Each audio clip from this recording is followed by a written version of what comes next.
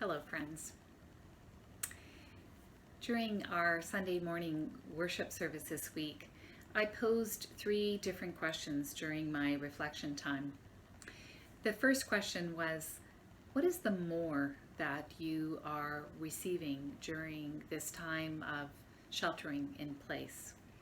What's the abundant life that you are receiving? The second question was, what robs you of that life? Another way of looking at that might be to ask ourselves, what is it that you want to let go of or leave behind when we come out of this pandemic? The third question was really the most difficult of all 3 of the questions. This was a question about sacrifice. What is it that you are willing to sacrifice? What is it that you're being called to sacrifice in order to have the abundant life that you desire? In order for all humanity to have abundant life, for all creation to have abundant life?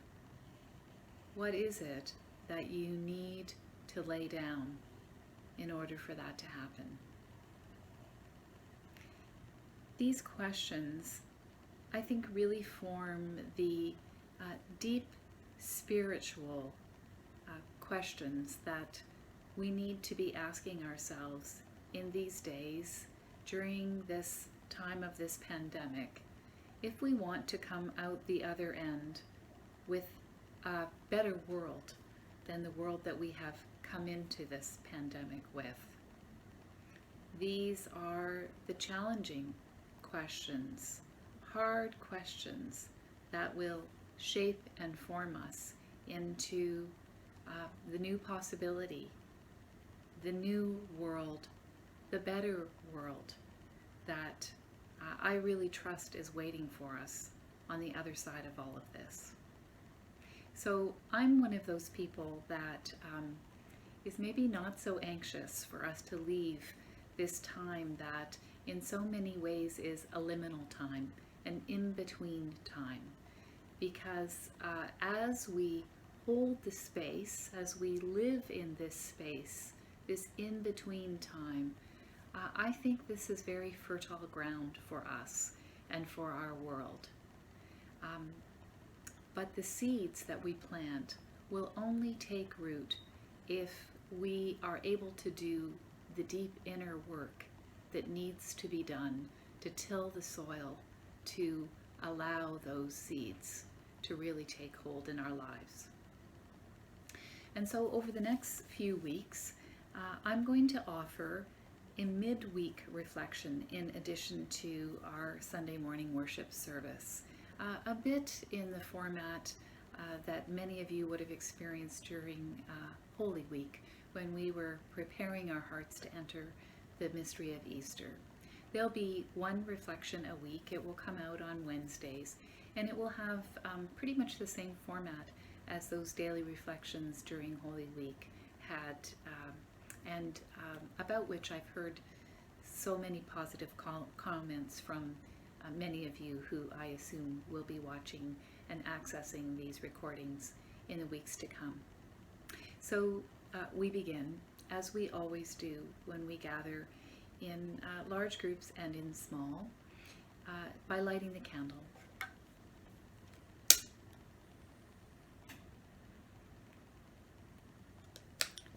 By lighting the candle that we name in this place as the Christ candle,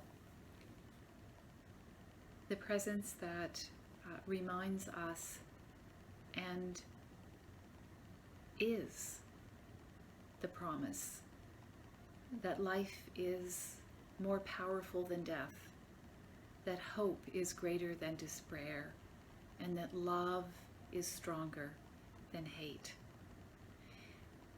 That reminds us that this Christ presence that has shone throughout centuries shines in each and every one of us.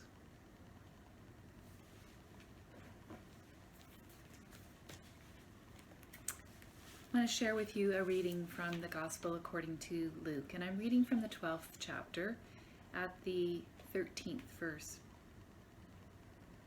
And as I read this passage, I invite you to listen for the word or the phrase that really sinks into the soil of your being.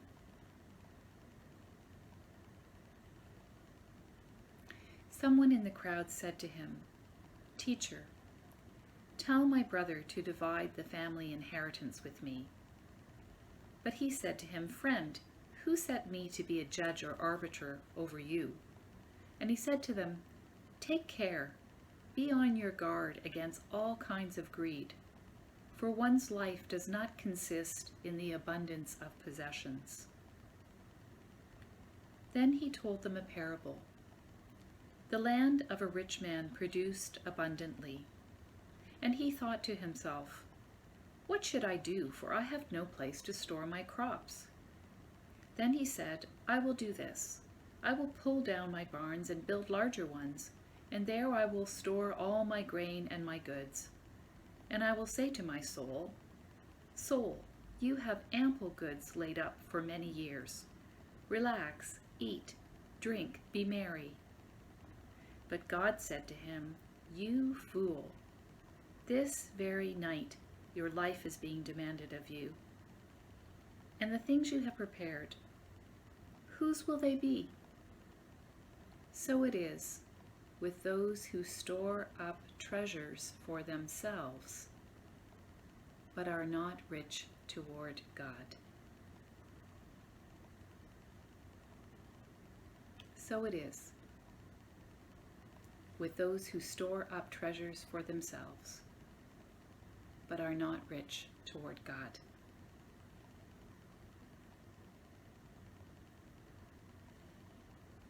You might want to pause the video here just to let those words sink in more deeply, or to do some journaling.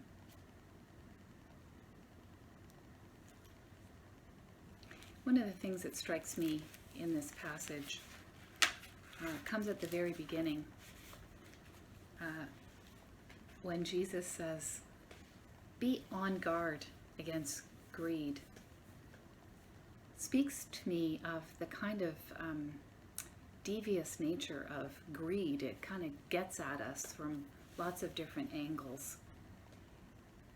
And I found myself wondering if that's really about the way that we misplace our trust, that we put our trust in things that aren't really trustworthy, that we are greedy about the kinds of things that we think give us security, when in moments like these we might discover that those quote secure things were not so worthy of our trust in them.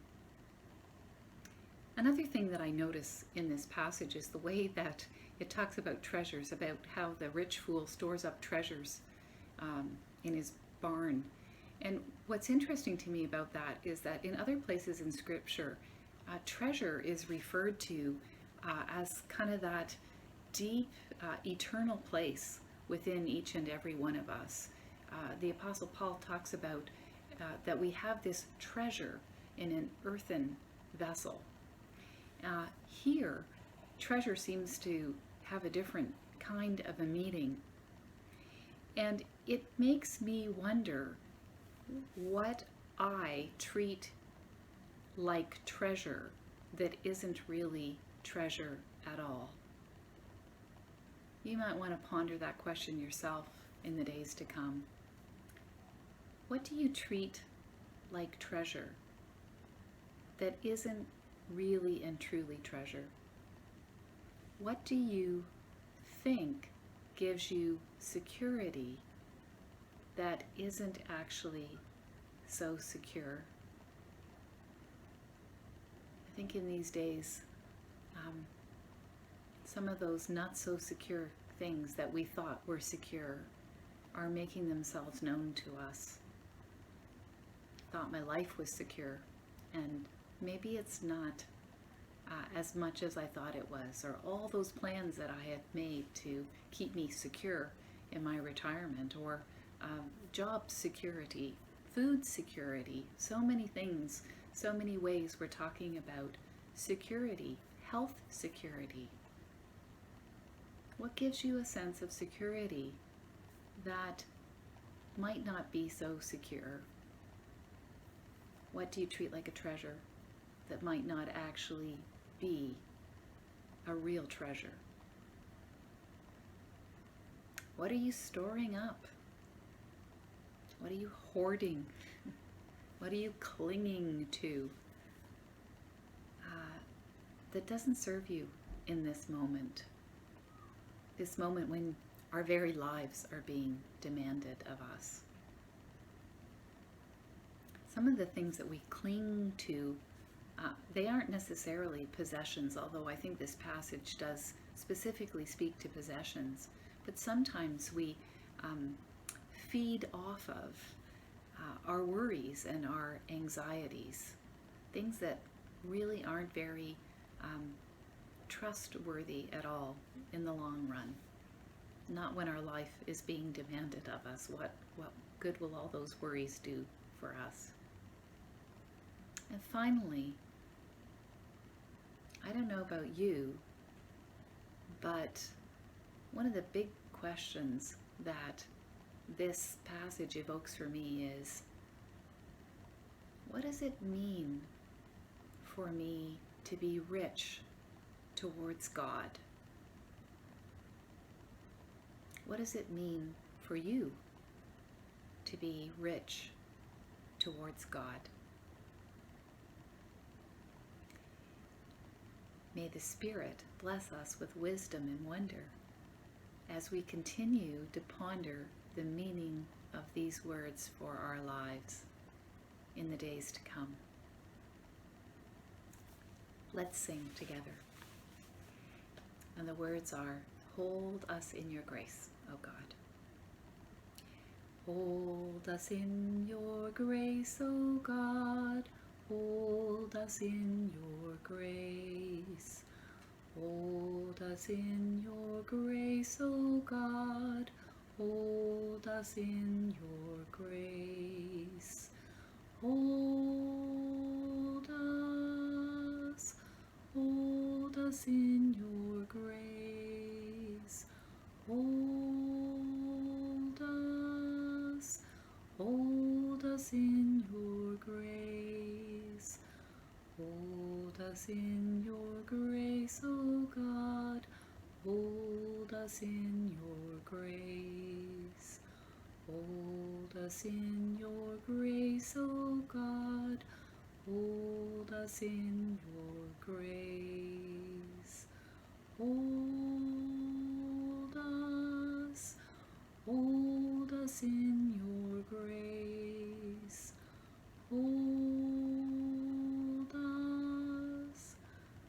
Hold us in your grace.